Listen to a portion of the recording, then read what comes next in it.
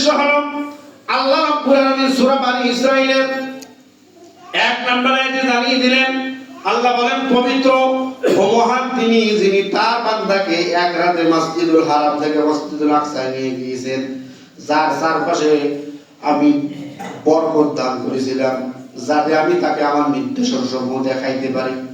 তাহলে সবচেয়ে কষ্টের বছর ছিলেন আমলে হুজুর কষ্টের বছর বলা হয় যেই বছরে তার চাচা দুনিয়া থেকে গেলেন, তার দাদা দুনিয়া থেকে গেলেন, তার স্ত্রী দুনিয়া থেকে গেলেন, তাইফের ময়দানে রক্তাক্ত করলেন। এই কষ্টগুলো মোচন করার জন্য, এই কষ্টের কথাগুলো ভুলার জন্য আল্লাহ রাব্বুল আলামিন ইসরা এবং মেরাজ সংগঠিত করে দিয়ে দিলেন। জোরে বলি সুবহানাল্লাহ। ইসরা এবং মেরাজের উদ্দেশ্য, এর মধ্যে ইসরা এবং মেরাজের 1 নম্বর উদ্দেশ্য হলো রাসূল সাল্লাল্লাহু আলাইহি ওয়াসাল্লামকে সান্ত্বনা দেওয়ার জন্য, তার হৃদয়কে শক্তিশালী করা এবং আল্লাহ সুবহানাহু ওয়া তাআলার কাছে যে রাসূল সাল্লাল্লাহু আলাইহি ওয়াসাল্লাম মর্যাদা ও সর্বোচ্চতা রয়েছে সেটা প্রকাশ করা। আল্লাহ রাব্বুল আলামিন সবচেয়ে আল্লাহর কাছে মর্যাদার পাত্র যে আল্লাহ রাসূল সাল্লাল্লাহু আলাইহি ওয়াসাল্লাম, এটা প্রমাণ করার জন্য ইসরা এবং মেরাজ সংগঠিত হলেন। এরপর আল্লাহ রাসূল সাল্লাল্লাহু আলাইহি ওয়াসাল্লাম মনকে শক্তিশালী করার জন্য ইসরা মেরাজ সংগঠিত হয়ে গেলেন। আল্লাহ রাসূল সাল্লাল্লাহু আলাইহি ওয়াসাল্লামকে সান্ত্বনা দেওয়ার জন্য আল্লাহ রাব্বুল আলামিন মেরাজ সংগঠিত করে দিয়ে দিলেন। জোরে বলি সুবহানাল্লাহ। এরপরে 2 নম্বর হলো বিশ্ববাসীর সামনে পরিচয় করে দেওয়া যে মুহাম্মদ সাল্লাল্লাহু আলাইহি ওয়াসাল্লাম একমাত্র আল্লাহর বান্দা এবং আল্লাহর গোলাম, যেটি মুমিন হওয়ার জন্য অন্যতম শর্ত।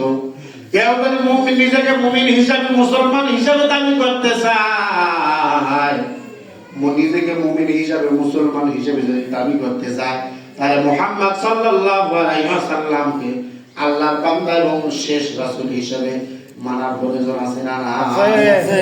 তাহলে আল্লাহ রাসূল সাল্লাল্লাহু আলাইহি ওয়াসাল্লামকে যদি শেষ নবী মানি, আল্লাহ রাসূল সাল্লাল্লাহু আলাইহি ওয়াসাল্লামকে যদি আমরা আল্লাহ রাসূল সাল্লাল্লাহু আলাইহি ওয়াসাল্লামের উম্মত হিসেবে স্বীকৃতি পেতে চাই, বলেন তো যেই রাসূল ইসলাম প্রচার করার কারণে এত কষ্ট করলেন, উহুদের ময়দানে দান্দাল মোবারক শহীদ করলেন, তাইফের ময়দানে রক্ত ঝরলেন, এরপর রাসূল সাল্লাল্লাহু আলাইহি ওয়াসাল্লাম এক পা পিছু হাঁটলেন না, এক বিঘত পিছু চলে আসলেন না।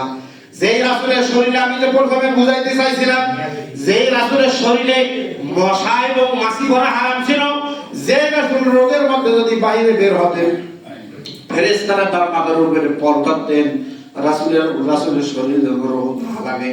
যেই রাসূল বের হয়ে গেলে রাসূল সাল্লাল্লাহু আলাইহি ওয়াসাল্লামের পায়ের নিচে নূরের পর বিছাই দেওয়া হতো। এই রাসূল সাল্লাল্লাহু আলাইহি ওয়াসাল্লাম উহুদের ময়দানে দান্দাল মোবারক শহীদ করলেন।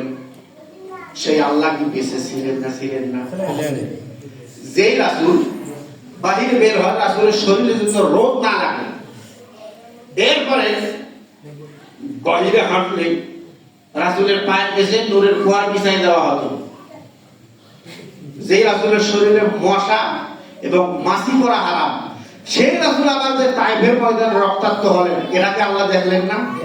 হ্যাঁ, দেখেন নাই?